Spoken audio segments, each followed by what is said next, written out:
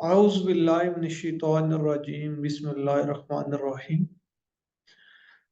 हमने last lecture में super session के अबाउट पढ़ा था। कौन से ऑफिसर सुपरसीड, किन कंडीशंस के ऊपर सुपरसीड हो जाते हैं, उसके बारे में एक चीज हमने ये डिस्कस की थी कि अगर कोई ऑफिसर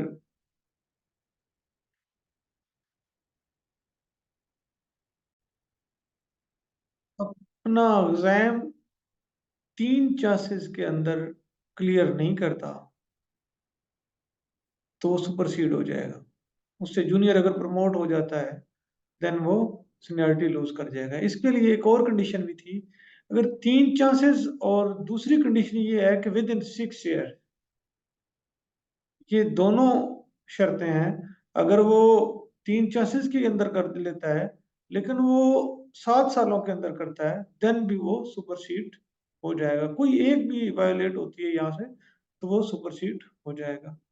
आज हम देखते हैं मजीद इसको फर्दर क्या क्या कंडीशंस प्रमोशन के रिलेटेड, जो ये जो हम स्टडी कर रहे हैं ये सिर्फ और सिर्फ प्रमोशन के अबाउट है, ना कि अपग्रेडेशन के अबाउट। तो सारी कंडीशन जो है प्रमोशन के अबाउट है।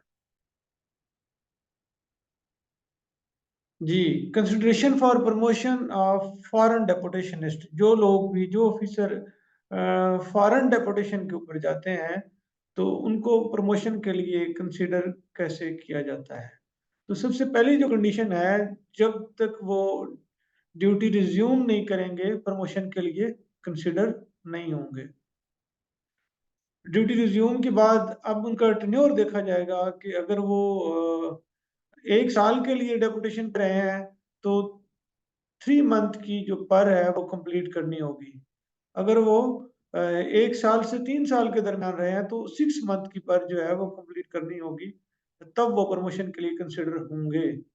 और अगर मोर देन 3 इयर्स रहे हैं तो देन पूरी फुल 12 ईयर जो है वो 12 मंथ की पर जो है वो कंप्लीट करनी पड़ेगी। तो जो भी फॉरेन डेपुटेशन पे ऑफिसर जाते हैं उनके लिए उनकी जो पर है वो कंसिडर की जाती है वेरी गुड। पहली एक बात हमने की है कि जो ऑफिसर फॉरेन डेपुटेशन पे गए हैं वो जब तक ड्यूटी रिज्यूम नहीं करेंगे तो वो प्रमोशन के लिए कंसिडर नहीं होंगे।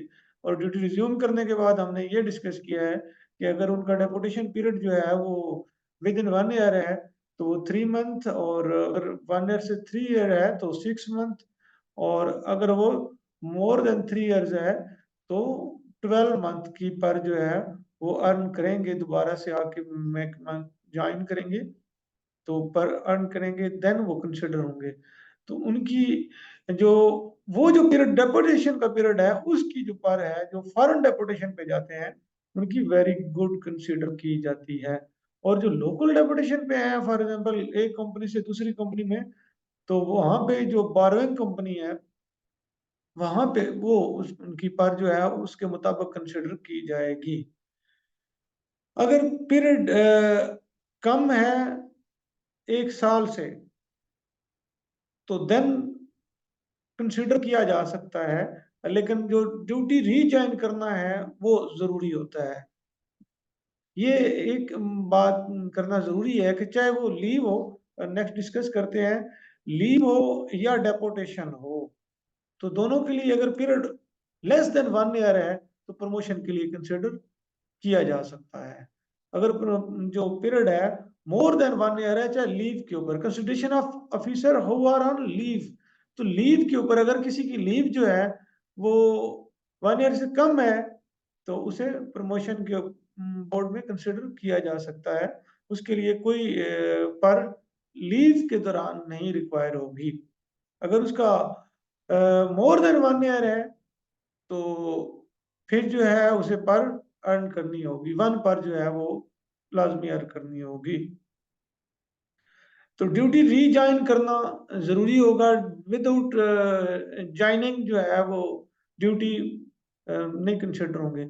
एक और कंडीशन है स्कॉलरशिप। अगर कोई स्कॉलरशिप जो प्रॉपर कंप्लीट करके स्कॉलरशिप के ऊपर स्टडी करने गया हुआ है कोई भी ऑफिसर, तो उसके लिए सिर्फ़ और सिर्फ़ उसने successful completion of that degree या सर्टिफ़िकेट, वो उसमें प्रूफ़ देना होता है कि ये मैंने जो जिस कोर्स के लिए मैं आया था, जिस डिग्री के लिए आया था, वो मैंने सक्सेसफुली कंप्लीट कर ली है, तो उसे कंसिडर किया जाएगा।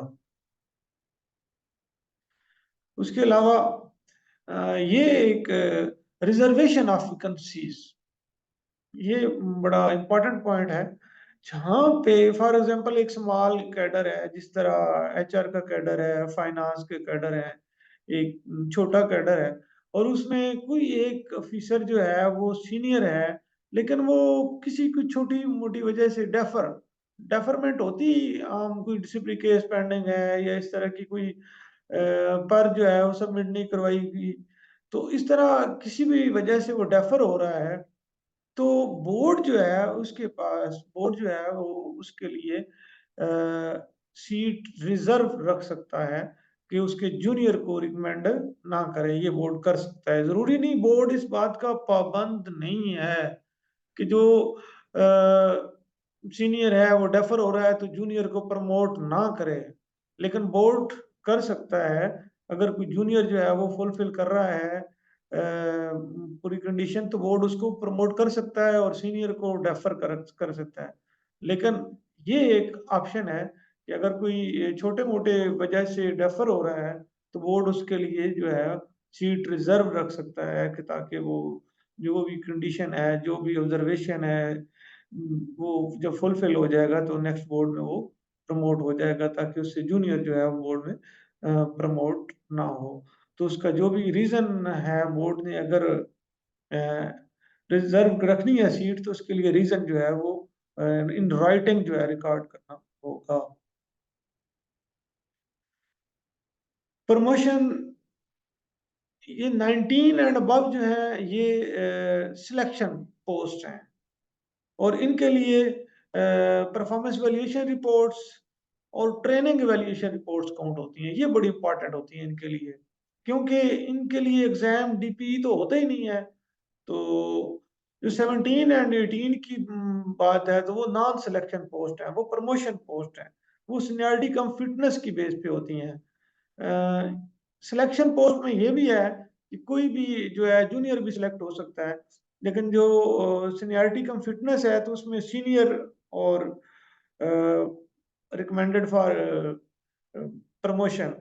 तो इसके लिए जो है, जो सीनियरिटी कम फिटनेस है, इसके लिए पर का भी स्कोर काउंट होगा, डीपीई वो भी काउंट होगा और DPT, DP departmental promotion exam और DPT departmental promotion training, mandatory training जो है ये ज़रूरी होंगी नॉन सिलेक्शन पोस्ट के लिए या प्रमोशन पोस्ट के लिए 17 एंड 18 के लिए। तो 19 एंड 20 ने इनके लिए कोई एग्ज़ाम नहीं होता, तो इवन जो है 20 उसके लिए कोई ट्रेनिंग भी नहीं होती, रिफ्रेशर कोर्स जो होता है जस्ट।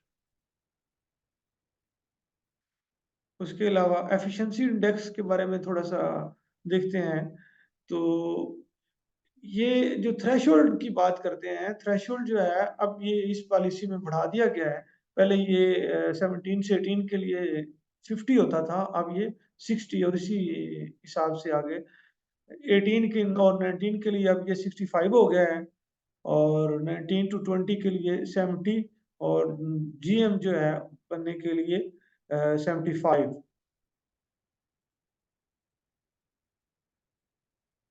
नेक्स्ट जी देखते हैं कि एक वैकेंसी जो है, एक वैकेंसी के लिए मिनिमम 2 ऑफिसर जो हैं वो पर वैकेंसी कॉल किए जाते हैं। इसमें जो प्रीवियसली जो सुपरसीड हो गए थे उनको छोड़ के, उनके अलावा जो है वो कम से कम जो है 2 ऑफिसर जो हैं उनको कॉल किया जाएगा पर वैकेंसी।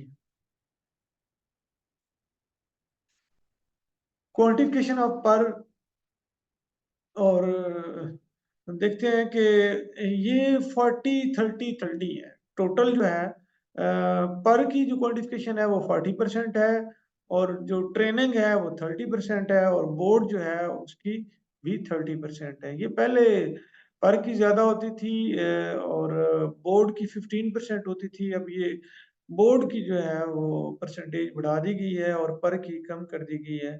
ट्रेनिंग 30% है और पर जो है वो 40 है और बोर्ड की जो वैल्यूएशन है वो 30% है।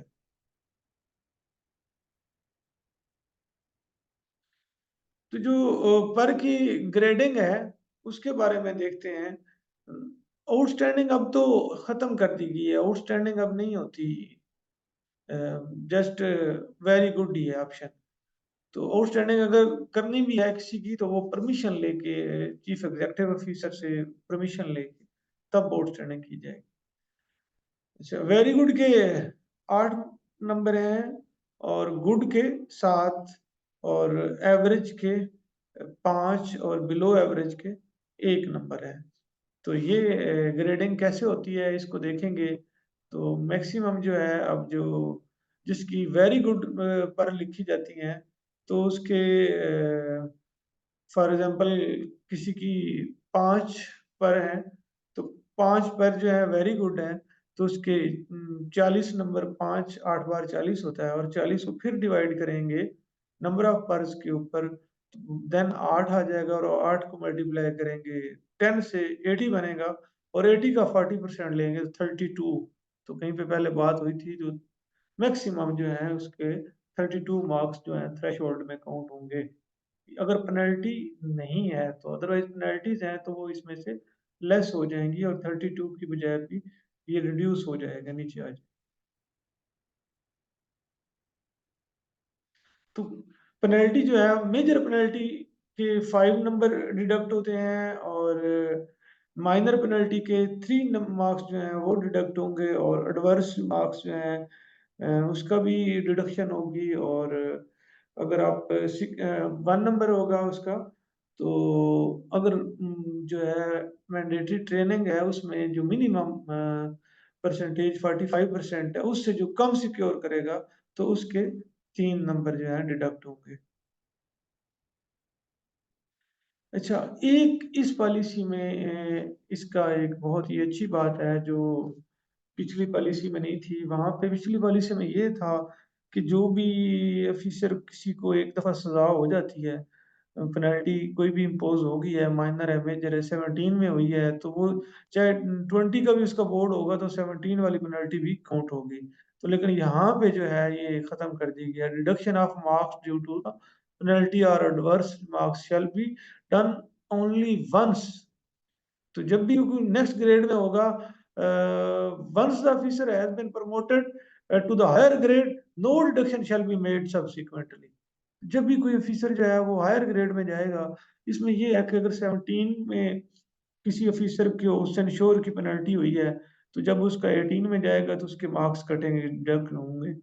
लेकिन जब वो 18 में 18 से 19 में प्रमोट होगा तो वो 17 वाले सेंश्योर की डिडक्शन नहीं होगी।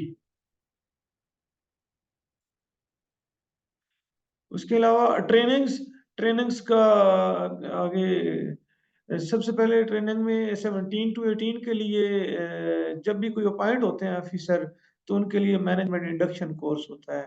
ये अगर 2 साल के अंदर अंदर हो जाए तो देन, अगर एक्सपायर हो जाए यानी 2 साल के अंदर अंदर ना मौका मिले तो देन ये जरूरी नहीं होता, बिल्कुल भी इसे इसकी जरूरत नहीं होती। तो मैंडेटरी कोर्स जो है वो जेएमसी है, जूनियर मैनेजमेंट कोर्स है और ये है एडमिन कैडर के फाइनेंस नॉन टेक्निकल के लिए जस्ट जेएमसी मैंडेटरी है for the promotion of 17 to 18 scale, but for engineers one other training sector specific course या टेक्निकल ट्रेनिंग भी कहलाती है। तो ये दो ट्रेनिंग्स इंजीनियर्स के लिए जरूरी हैं for the promotion of 17 to 18 grade. और 18 to 19 grade middle management course होता है और ये फॉर नॉन टेक्निकल के लिए जस्ट मिडिल मैनेजमेंट कोर्स है और फॉर टेक्निकल या इंजीनियर्स के लिए जो है वो रिफ्रेशर कोर्स होता है। उसके अलावा for 19 to 20 senior management course है, फॉर नॉन टेक्निकल और टेक्निकल के लिए रिफ्रेशर कोर्स भी होता है। और जो chief engineer DG and equivalent to GMs सिर्फ जस्ट एंड रिफ्रेशर कोर्स चाहिए होता है। मिनिमम लेंथ ऑफ सर्विस जो है ये for the promotion of 18 grade, तो इसके लिए 5 ईयर सर्विस 17 की चाहिए होती है, और 19 में जाने के लिए 12 ईयर सर्विस इन 17। अगर 17 स्केल की 12 ईयर है तो 19 में प्रमोट हो सकता है, या 5 ईयर जो है वो 17 की हो, और 7 ईयर जो है 18 की हो, तो देन 19 में प्रमोशन के लिए एलिजिबल है। और 20 के लिए 17 years in BPS 17, and at least 1 year in BPS 19। और इसी तरह जो है BP for GM 17 year in BPS 17, and at least 1 year in 20 grade. तो जी, नेक्स्ट इसी के साथ इंशाल्लाह जो बाकी है हम डिस्कस करेंगे अगले लेक्चर में। तो